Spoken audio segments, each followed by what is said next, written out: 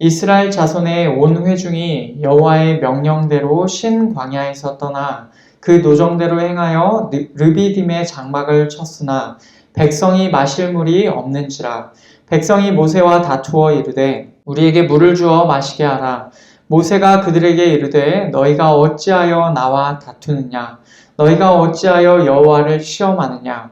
거기서 백성이 목이 말라 물을 찾으매 그들이 모세에게 대하여 원망하여 이르되 당신이 어찌하여 우리를 애굽에서 인도해 내어서 우리와 우리 자녀와 우리 가축이 목말라 죽게 하느냐? 모세가 여호와께 부르짖어 이르되 내가 이 백성에게 어떻게 하리이까? 그들이 조금 있으면 내게 돌을 던지겠나이다. 여호와께서 모세에게 이르시되 백성 앞을 지나서 이스라엘 장로들을 데리고 나일강을 치던 네 지팡이를 손에 잡고 가라. 내가 호렙산에 있는 그 반석 위 거기서 내 앞에 서리니 너는 그 반석을 치라. 그것에서 물이 나오리니 백성이 마시리라. 모세가 이스라엘 장로들의 목전에서 그대로 행하니라. 그가 그곳 이름을 마사 또는 무리바라 불렀으니 이는 이스라엘 자손이 다투었으며 또는 그들이 여호와를 시험하여 이르기를 여호와께서 우리 중에 계신가 안 계신가 하였음이더라. 아멘. 오늘은 2021년의 종려주일입니다. 예수님께서 고난을 받으시기 위하여서 예루살렘으로 들어가셨죠. 예수님께서 돌아가신 곳이 예루살렘이었는데 그 예루살렘으로 들어가심을 기념하는 날이에요. 이 날에 어떤 일이 있었냐면 6월절을 지키기 위해서 예루살렘에 모여있던 많은 사람들이 종려나무 가지를 흔들면서 예수님을 환영했습니다. 종려주일이 있는 이 한 주간은 우리가 또 고난주간으로 보내죠. 예수님께서 고난당하심을 기억하고 기념하는 그런 날입니다. 그런 주간입니다. 이 고난주간에 시작되는 종려주일이 바로 오늘인데 이 종려주일에 우리를 위하여 모든 것을 주신 주님께로부터 은혜가 임하기를 간절히 원합니다. 저희가 계속해서 출애굽기 말씀을 듣고 있는데 간단히 이전의 내용을 살펴보면 이렇습니다. 홍해를 건넌 이스라엘 백성이 마라를 지나서 신 광야에 있었어요. 마라에서는 마실 수 없는 쓴 물이 있었고 신 광야에서는 먹을 것이 없는 상황에 마주하게 되었어요. 그때마다 하나님께서는 놀라운 방법으로 역사해 주셨습니다. 마라의 쓴물이 단물로 바뀌었고 신 광야에서는 아침마다 하늘로부터 만나가 내렸어요. 그렇게 하나님의 놀라우심을 경험한 이스라엘 백성이 오늘 말씀에서는 르비딤으로 가게 됩니다. 거기서 또 마실 물이 없는 상황에 처하게 되는데 여기서도 하나님께서는 놀라운 역사를 행하십니다. 여러분 오늘 말씀이 어떤 내용인지를 우리가 살펴보면서 오늘 말씀이 또한 종려주일과 어떻게 연결될 수 있는지를 저희가 오늘 함께 살펴보기를 원합니다. 오늘은 특별히 여러 본문들을 여러 종류의 본문들을 많이 가져와서 함께 그 말씀들을 볼 것인데 잘 함께 이 말씀 듣고 함께 은혜 받기를 원합니다. 우리 먼저는 1절부터 4절까지의 말씀을 먼저 보기를 원합니다. 1절부터 4절까지의 말씀에서는 이스라엘 백성이 처한 상황이 어떠했는지 그 묘사가 나오고 이스라엘 백성이 불평하는 내용이 나옵니다. 그리고 이스라엘 백성의 불평을 감당하기 힘들었던 모세가 하나님께 부르짖는 내용이 나와요. 이게 1절부터 4절까지의 내용입니다. 제가 1절부터 4절까지를 분류한 이유는 이 내용 전체가 이스라엘 백성으로부터 하나님께로 그 방향성이 계속해서 위로 향해 있기 때문에 여기까지를 한 단락으로 묶었습니다.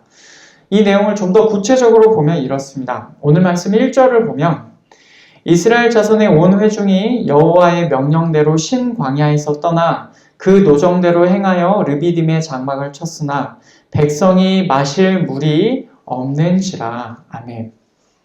이 말씀에 따르면 어떻습니까? 이스라엘 자손의 온 회중이 신 광야로부터 여호와의 명령대로 이동하였어요. 르비딤이란 곳에 장막을 쳤습니다. 그 자리에서 백성이 마실 물이 또 없는 거예요. 이게 이스라엘 백성이 다시 한번 처하게 된 상황입니다. 어떤 상황입니까? 마실 물이 없는 상황이죠.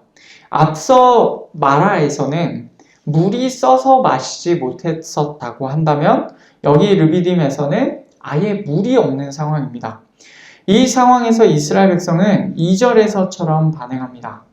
백성이 모세와 다투어 이르되 우리에게 물을 주어 마시게 하라. 모세가 그들에게 이르되 너희가 어찌하여 나와 다투느냐? 너희가 어찌하여 여호와를 시험하느냐? 아멘. 그 백성이 모세와 다투었고 이렇게 말합니다. 너희는, 아마 아론과 모세 다 말하는 거겠죠? 너희는 우리에게 물을 주어라. 그러면 우리가 마실 거다. 라고 말을 해요. 마치 물을 맡겨 놓은 양 굉장히 당당하게 요구하고 있어요. 그러자 모세가 말합니다. 어찌하여 너희가 나와 다투느냐? 어찌하여 너희가 여호와를 시험하느냐? 라고 말합니다. 지금 모세는 이스라엘 백성이 자신과 다투는 이 상황을 가리켜서 여호와를 시험한다 라고 표현하고 있어요. 이것은 앞에서도 살펴보았듯이 모세가 하나님의 대리인이죠. 그렇기 때문에 당연한 상황입니다. 이스라엘 백성은 모세와 다투는 그 정도가 아니라 지금 하나님을 시험하고 있는 그런 상황인 것이죠. 이들은 3절에서 이렇게까지 말을 합니다. 거기서 백성이 목이 말라 물을 찾음에 그들이 모세에게 대하여 원망하여 이르되 당신이 어찌하여 우리를 애굽에서 인도해 내어서 우리와 우리 자녀와 우리 가축이 목말라 죽게 하느냐. 아멘. 계속해서 그 자리에서 백성이 목말라 했어요. 그러다가 결국에는 모세를 거슬러서 불평을 합니다. 모세가 이스라엘 백성을 애굽으로부터 우리를 올라가게 한 것, 우리를 여기까지 올라오게 한 것이 목마름으로 죽이려고 그런 거다라고 말을 해요. 만나 사건 때도 이렇게 말을 한 적이 있었죠. 근데 여기서도 다시금 우리를 죽이려고 여기로 데려왔냐라고 그렇게 말하고 있어요. 지금 그들이 르비딤으로 이동하게 된 것은 1절을 보면 여호와의 명령대로 이동한 것입니다. 모세가 한 일은 무엇입니까? 하나님의 명령을 따라 그대로 이스라엘 백성을 이동시킨 것밖에 없어요. 그러니 지금 이스라엘 백성이 이렇게까지 불평하는 것은 사실은 누구한테 하는 말이냐면 하나님께 내뱉는 말입니다. 이들은 마라의 쓴물이 단물이 되는 경험도 하였고 신광야에서 만나가 하늘로부터 내려오는 기적과 같은 경험도 하였습니다. 지금도 그 경험을 하고 있을 거예요. 그런데도 이렇게 똑같이 말을 한다는 것은 정말로 하나님을 시험하고 있는 것입니다. 그러자 모세가 하나님께 4절에서처럼 부르짖습니다. 모세가 여호와께 부르짖어 이르되 내가 이 백성에게 어떻게 하리이까? 그들이 조금 있으면 내게 돌을 던지겠나이다. 아멘. 모세는 이스라엘 백성이 조금만 있으면 자기에게 돌을 던지겠습니다. 라고 말을 하면서 하나님 제가 어떻게 해야 됩니까? 라고 부르짖고 있어요. 바로 이 상황이 지금 이스라엘 백성과 그리고 모세가 처한 상황입니다. 근데 가만히 이 말씀을 들여다보고 있으니까 오늘 종려주의를 맞은 시점에서 예수님께서 예루살렘에 들어가시고 고난받으실 때와 상당히 상황이 비슷하다는 것을 알 수 있었습니다. 왜 그러한지 잠시 종려주일과 고난주간의 이야기를 해보고자 합니다. 예수님께서 고난을 받기 위해서 예루살렘으로 들어가실 때 그때는 이스라엘 백성, 그 당시 말로는 유대인이죠. 유대 지방에 사는 사람들, 유대인이 로마의 지배를 받고 있을 때였습니다. 이들은 구약 성경에서 예언되어 있는 메시아, 다시 말하면 기름 부음 받은 자라는 뜻인데 메시아께서 그들의 구원자가 되실 줄로 믿고 있었어요. 그들의 상황적으로 볼 때 이 메시아는 어떤 메시아였냐면 로마의 압제로부터 자신들을 구원해 줄 정치적인 의미에서의 구세주였어요. 기름 부음 받은 자라는 의미의 메시아를 당시 통용되던 헬라어 단어로 바꾸면 헬라어의 그런 뜻을 가진 단어가 있는데 그리스도라는 단어입니다. 그리스도가 돼요. 그 당시 유대인들은 메시아, 즉 그리스도를 아주 고대하고 있었습니다. 요한복음 12장을 보면 예수님께서 고난을 받으시러 예루살렘 안으로 들어가시는 기사가 나오는데 거기에 이렇게 되어 있어요. 요한복음 12장 12절 13절을 보면 이렇습니다. 그 이튿날에는 명절에 온 큰 무리가 예수께서 예루살렘으로 오신다는 것을 듣고 종려나무 가지를 가지고 맞으러 나가 외치되 호산나 찬송하리로다 주의 이름으로 오시는 이 곧 이스라엘의 왕이시여 하더라. 아멘. 여러분 여기서 말하는 명절은 언제입니까? 6월절입니다. 예수님께서 예루살렘 안으로 들어가실 때 6월절을 지키기 위해서 예루살렘으로 모여든 큰 무리가 종려나무 가지를 가지고 예수님을 맞이하면서 외칩니다. 이들은 예수님께서 오신다는 얘기를 먼저 듣고 예수님을 기다리고 있었어요. 그리고 예수님 오시자 이렇게 외칩니다. 호산나 찬송하리로다 주의 이름으로 오시는 이 곧 이스라엘의 왕이시여. 호산나라는 말은 이제 구원하소서라는 말의 히브리어를 헬라어식으로 그렇게 음차해 놓은 거예요. 이들은 예수님을 가리켜서 주의 이름으로 오시는 이 곧 이스라엘의 왕이라고 부르면서 이제 구원하시옵소서라고 그렇게 외칩니다. 이 말들은 구약에서 예언된 구원자 혹은 메시아에게 사용할 수 있는 표현이겠습니다. 그렇게 이스라엘 백성은 예수님을 구원자로 여겼어요. 물론 정치적인 구원자로 생각했을 것입니다. 여러분 이 상황을 역으로 생각해 보면 지금 이들이 로마의 압제를 받고 있는 상황 속에서 얼마나 구원자를 간구하고 있었는지, 간절히 구하고 있었는지를 우리가 알 수 있어요.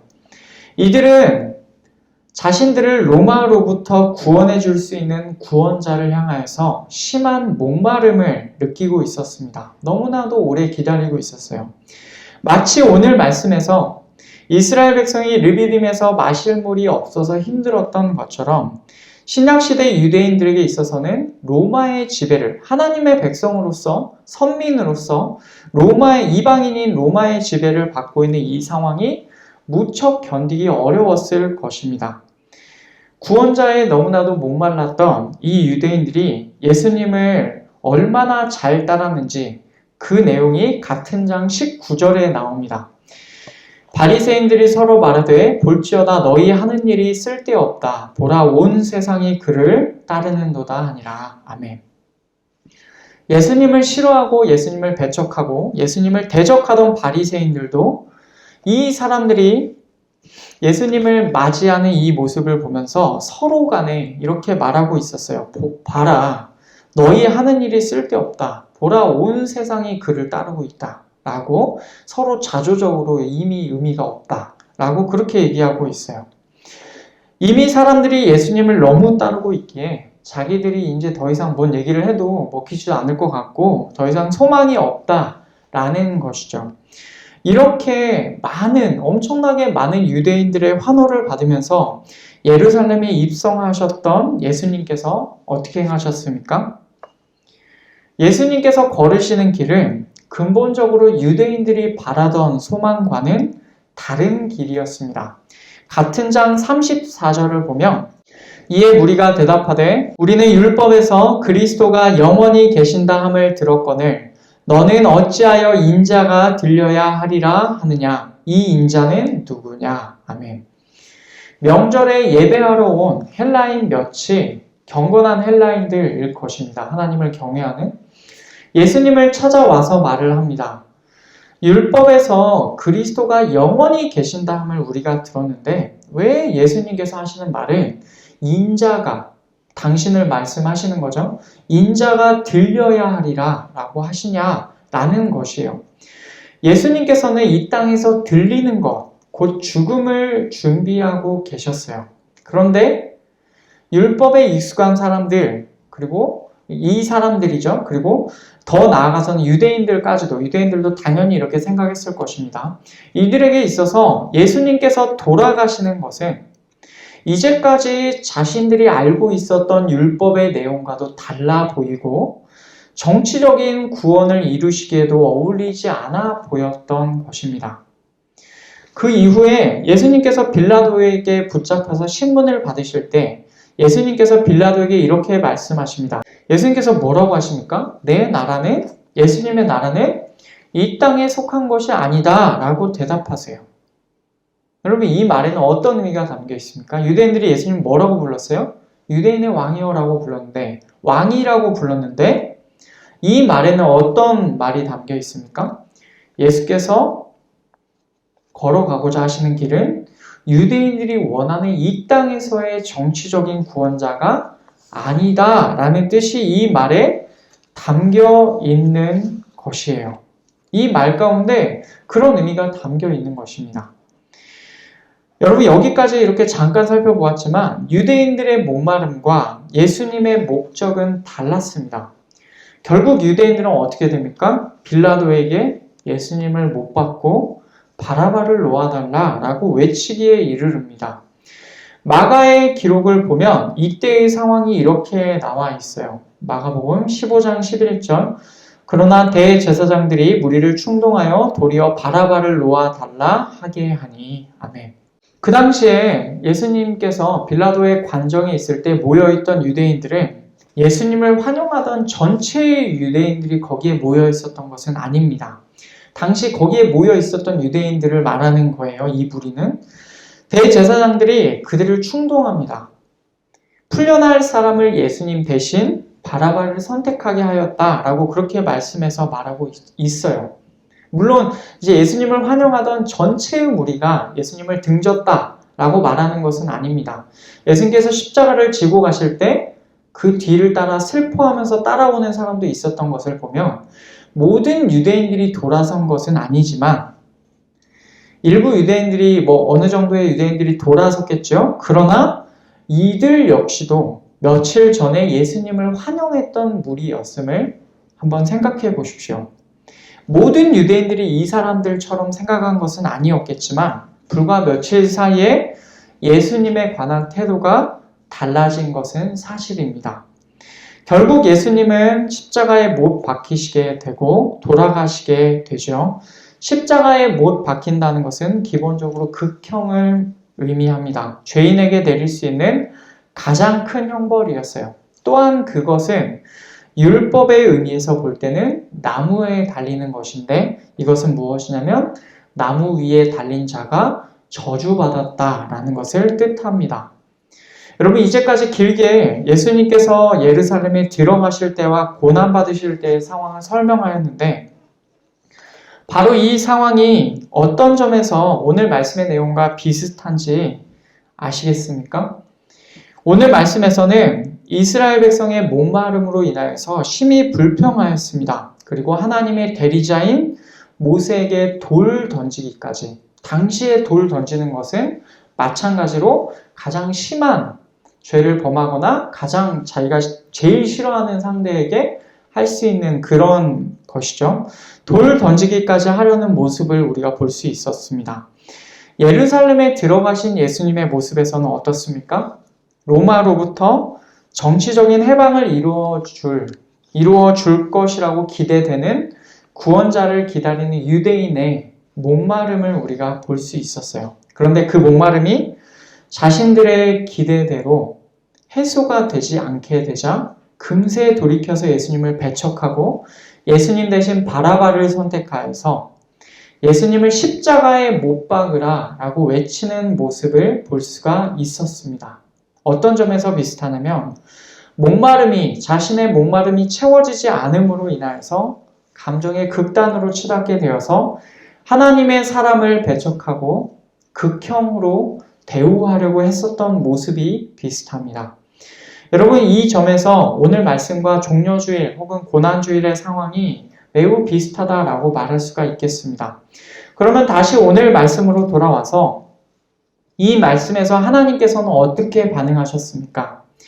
앞서 1절부터 4절이 이스라엘 백성으로부터 하나님께로 그 방향성이 위로 향해 있었다라고 한다면 5절부터 7절까지의 말씀은 하나님께로부터 이스라엘 백성에게로 그 방향성이 아래로 향하여 있습니다. 하나님께서는 목마름으로 또 불평하는 이스라엘 백성을 향하여서 모세에게 방법을 주셨어요. 그 백성 앞을 지나서 이스라엘의 장로들을 데리고 나일강을 치던 지팡이를 가지고 가야 했습니다. 모세는 호렙산에 있는 그 반석, 바위를 말하죠. 바위 위에 가서 그 바위를 지팡이로 치면 그 반석 거기까지 가가지고 거기서 바위를 지팡이로 치면 물이 나온다라는 것입니다. 모세가 그렇게 행합니다. 바위에서 물이 나오기 시작합니다. 그 물로 이스라엘 백성의 목마름은 해결되었을 것입니다. 이제 마지막 7절에서는 이 전체의 내용을 요약하면서 이곳의 지명을 설명하고 있는데 7절 말씀 제가 읽겠습니다. 그가 그곳 이름을 마사 또는 무리바라 불렀으니 이는 이스라엘 자손이 다투었으며 또는 그들이 여호와를 시험하여 이르기를 여호와께서 우리 중에 계신가 안 계신가 하였음이더라. 아멘. 모세가 그곳 이름을 마사 또는 무리바라고 불렀습니다. 마사는 시험이라는 뜻이고 무리바는 다툼이라는 뜻입니다. 그곳에서 이스라엘 백성이 한 행동이 하나님을 시험하는 것이었고 모세와 다투는 것이었어요. 그래서 그곳 이름 자체가 시험과 다툼이 된 것입니다. 이들은 물이 없는 현실을 마주할 때에 그 현실에서 하나님도 계시지 않다고, 하나님도 없으시다고, 물이 없을 뿐 아니라 하나님도 없으시다라고 그렇게 생각하였어요. 이것이 곧 하나님을 시험한 것이다 라고 모세는 기록하고 있습니다. 이들은 그 앞서 경험했던 마라의 단물 사건과 신광야의 만나 사건에서 경험했던 하나님을 믿지 못하였어요. 물이 부재하는 현실의 상황을 보면서 하나님도 안 계시다라고 생각하면서 하나님을 시험하고 있었던 것이죠. 여러분, 이것이 바로 오늘 말씀의 뒷부분입니다. 모세가 반석을 자신의 지팡이로 때림으로 말미암아 물이 나와서 이스라엘 백성이 해갈할 수 있었습니다. 그런데 신기하게도 이 구절은요, 역시 마찬가지로 종려주일 및 고난주간의 맥락에서도 읽을 수가 있습니다. 어떻게 그렇게 읽힐 수 있는지를 함께 알아보겠습니다. 고린도전서 10장을 보면 사도 바울이 직접적으로 이렇게 말하는 내용을 우리가 볼 수 있습니다. 고린도전서 10장 1절부터 4절까지 말씀 제가 읽겠습니다. 형제들아, 나는 너희가 알지 못하기를 원하지 아니하노니 우리 조상들이 다 구름 아래에 있고 바다 가운데로 지나며 모세에게 속하여 다 구름과 바다에서 세례를 받고 다 같은 신령한 음식을 먹으며 다 같은 신령한 음료를 마셨으니 이는 그들을 따르는 신령한 반석으로부터 마셨음에 그 반석은 곧 그리스도시라. 아멘. 바울은 고린도 교회 성도들이 이스라엘 백성의 광야 생활을 알기를 원한다라고 그렇게 말해요.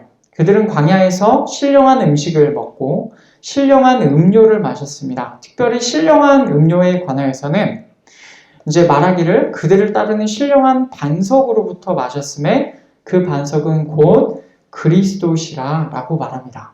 반석으로부터 마셨대요. 물론 이제 그들을 따르는 이라고 해서 뭔가 이 전체가 약간 그 상징적인 의미로 읽히긴 하지만 어쨌건 그 오늘 말씀의 맥락으로 볼 때 그 신령한 음료가 나온 것은 실제적으로 반석에서부터 나왔습니다. 그래서 바울이 이것을 약간 중의적으로 함께 이 표현을 사용하고 있음을 우리가 알 수가 있는데 바울은 여기서 이 반석을 그리스도와 직접 연결시켜서 해석합니다. 고린도전서 또한 하나님의 말씀이죠. 그러니까 우리가 이 해석을 하나님의 말씀으로 받아야 되겠습니다. 그러면 오늘 말씀의 상황은 어떻게 읽을 수 있겠습니까? 반석이신 그리스도로부터 신령한 음료가 나온 상황으로 읽을 수가 있을 것입니다. 사실 구약 성경에서 하나님이 반석으로 묘사되는 경우는 많이 나와요. 간단한 예를 몇 가지만 들어보면 신명기 32장에서도 이렇게 말합니다. 그는 반석이시니 그가 하신 일이 완전하고 그의 모든 일이 정의롭고 진실하고 거짓이 없으신 하나님이시니 공의로우시고 바르시도다. 그런데 여수르니 기름짐에 발로 찼도다. 내가 살찌고 비대하고 윤택함에 자기를 지으신 하나님을 버리고 자기를 구원하신 반석을 업신 여겼도다. 아멘. 여러분, 이 말씀을 보면 하나님을 가리켜서 반석이라고 묘사합니다. 그런데 15절을 보면 여술은 이스라엘을 말하는 거예요.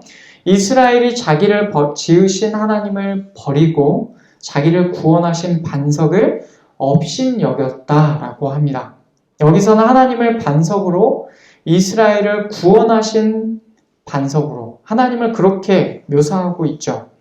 또한 시편 말씀에서도 하나님을 반석으로 묘사하는 내용이 많이 나오는데 그 중에 하나를 보면은 시편 95편에 있습니다. 오라 우리가 여호와께 노래하며 우리의 구원의 반석을 향하여 즐거이 외치자. 아멘. 이 말씀을 보면 하나님께 노래하며 우리의 구원의 반석을 향하여 즐거이 외치자라고 말해요.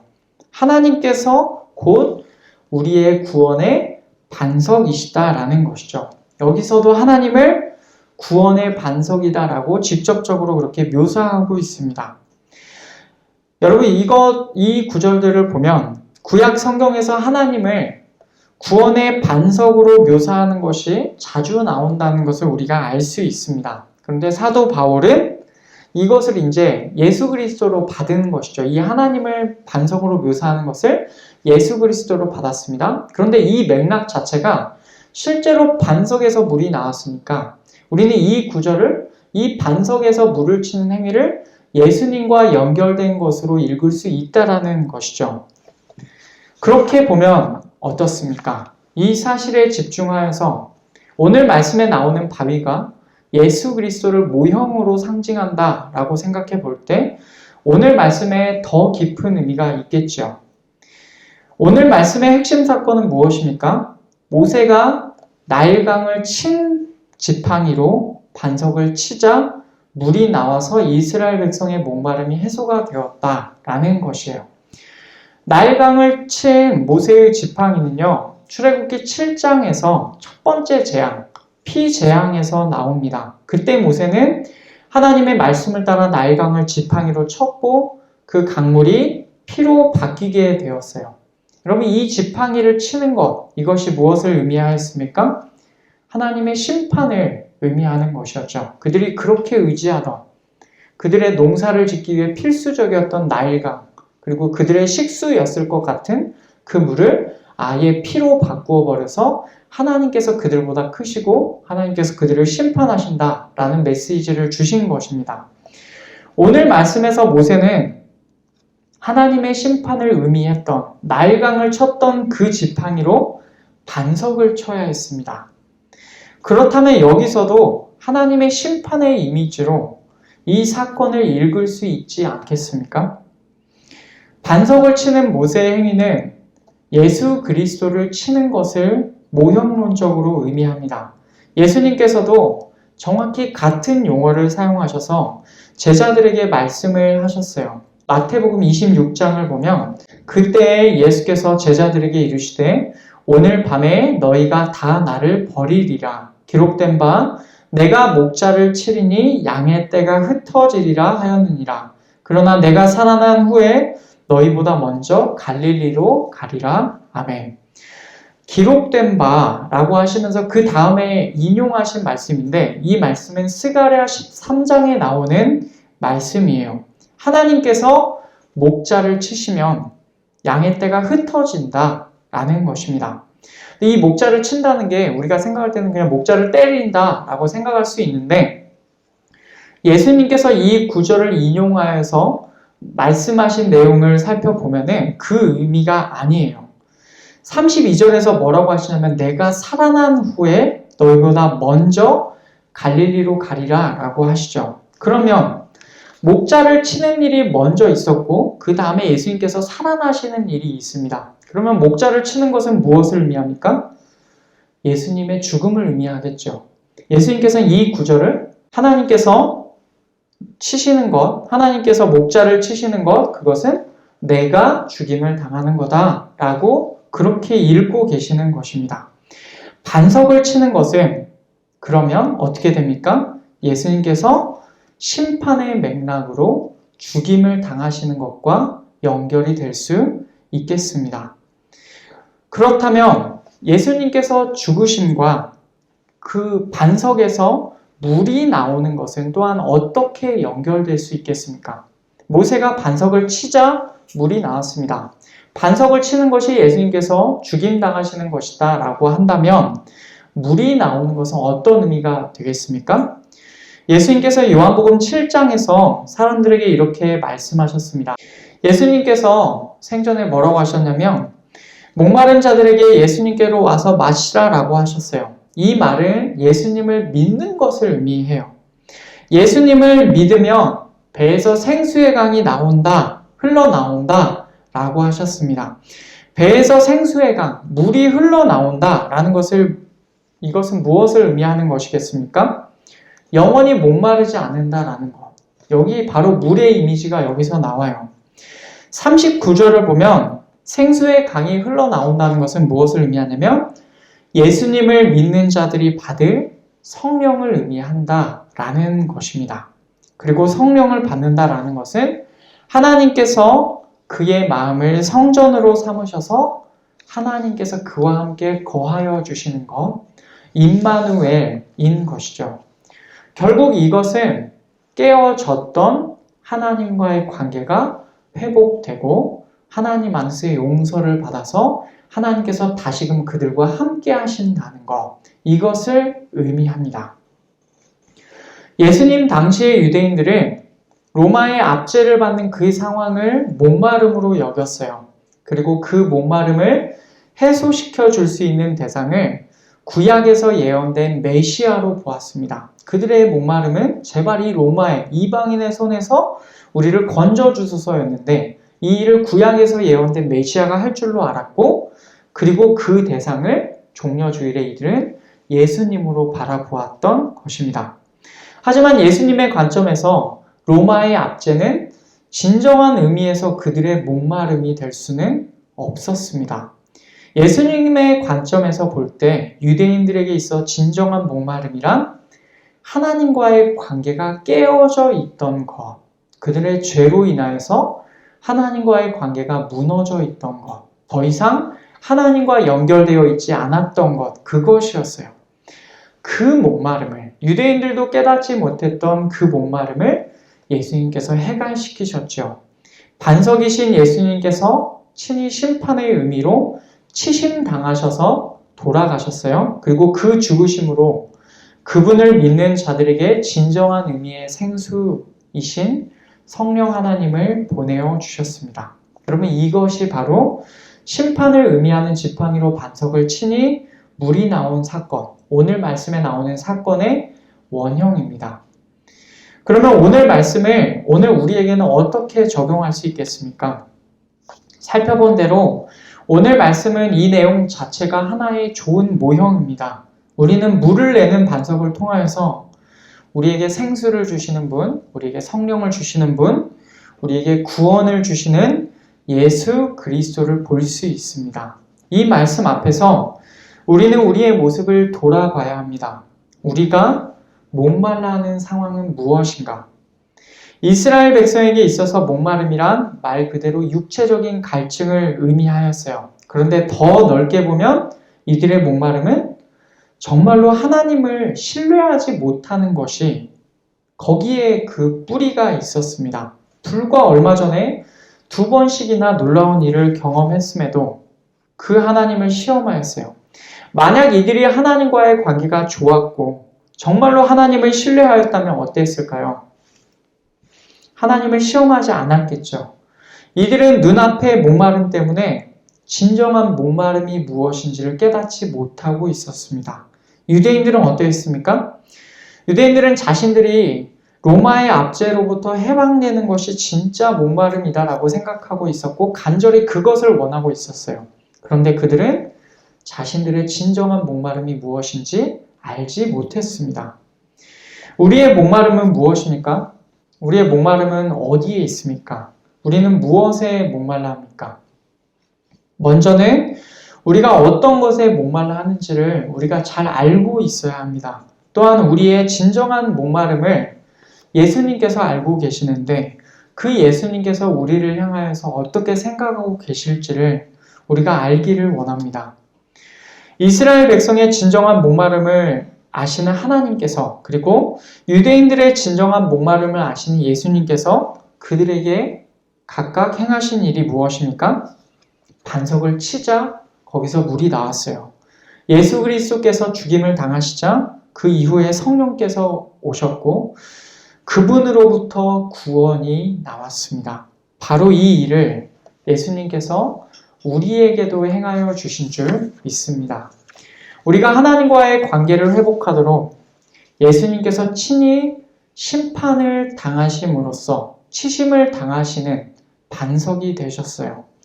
여러분, 이 무거운 선언 앞에서 예수님께서 죽음을 맞으시기까지 그토록 원하셨던 것이 무엇이었는지를 우리 이번 주에 한번 돌아보았으면 좋겠습니다. 사람인지라 우리의 기본적인 목마름을 당연히 구할 수 있죠. 그런데 그것을 넘어서는 진정한 의미의 목마름에 우리의 가장 중요한 가치를 두는 우리가 되었으면 좋겠습니다. 말씀을 맺겠습니다. 오늘 말씀은 반석에서 물이 나오는 사건을 말하고 있습니다. 반석은 예수님을 의미합니다. 신구약적인 전체의 관점에서 반석이신 예수님을 치셨어요. 심판이죠. 그러자 그 반석으로부터 생수의 강이 터졌습니다. 성령께서 오셔서 우리의 심령 가운데 거하시며 우리 가운데 구원을 주십니다. 진정한 의미에서 목마름이 해결될 수 있는 길이 반석이신 예수님께로부터 열린 것입니다. 예수님께서 치심 당하심으로써 우리에게 진정으로 주고자 하셨던 것, 여러분 그것이 무엇이겠습니까? 그것을 이번 한 주 동안 생각하는 그런 시간이 되었으면 좋겠어요. 하나님과의 관계 회복이 우리 인생에 있어서 가장 목마른 것, 가장 중요한 것이 맞습니까? 무엇을 위하여서 예수님께서 그렇게 치심 당하시는 반석이 되셨는지 깊이 묵상하고 그분께서 십자가에서 저주를 받으시기까지 원하셨던 것, 그 가치가 우리의 심령 가운데 회복되는 오늘 종려주일과 이번 주 고난주간이 되기를 간절히 바랍니다.